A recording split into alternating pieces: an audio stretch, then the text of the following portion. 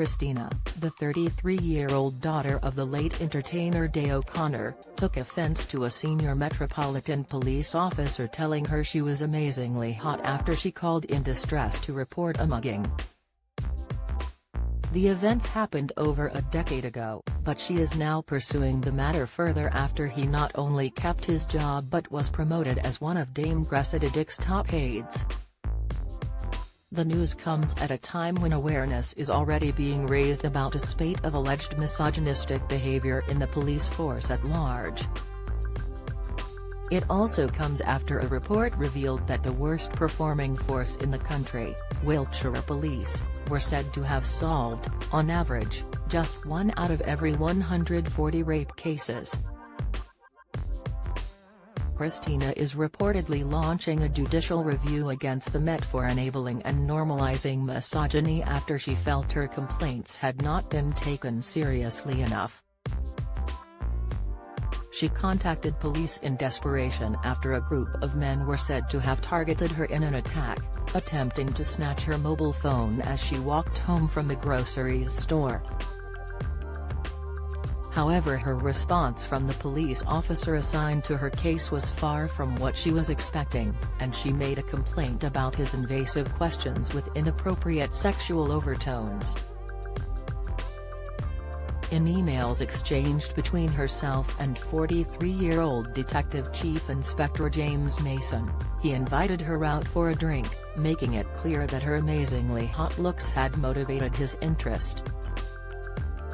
"Please look after yourself while you're out in Camden," the officer, who had also offered to take her out for dinner when he saw her in person after the mugging, wrote. "Hopefully you will not be a victim of crime again, but if you ever fancy having a drink with a very discreet police officer, just let me know, it would be my pleasure.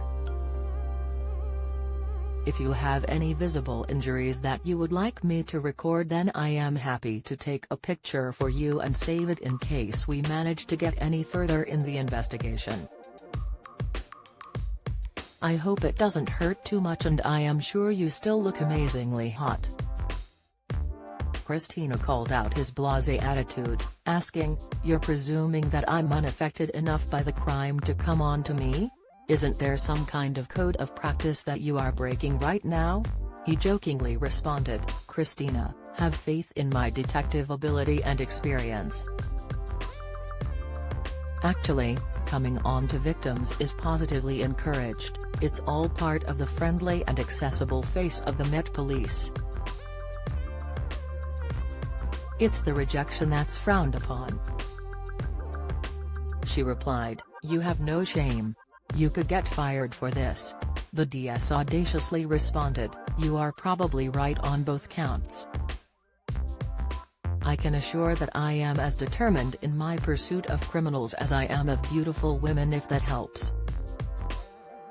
You know where I am if you ever change your mind or need a friendly police officer." In October 2021, the officer was found guilty of misconduct and had a written warning placed on his record for 3 years, but Christina remained unhappy. She took offense to his claims that his chat-up lines and comments about her looks were all part of the friendly and accessible face of the Met Police and hoped to incite action. "By speaking out now, I want to encourage more women to come forward about their negative experiences with the police," she said on the Today Show, after branding the police conduct panel woefully inadequate. "It's difficult and takes courage, I know, but if enough women speak out, the Met won't be able to dismiss them as one-offs. The first step would be the Met acknowledging there is a culture of misogyny.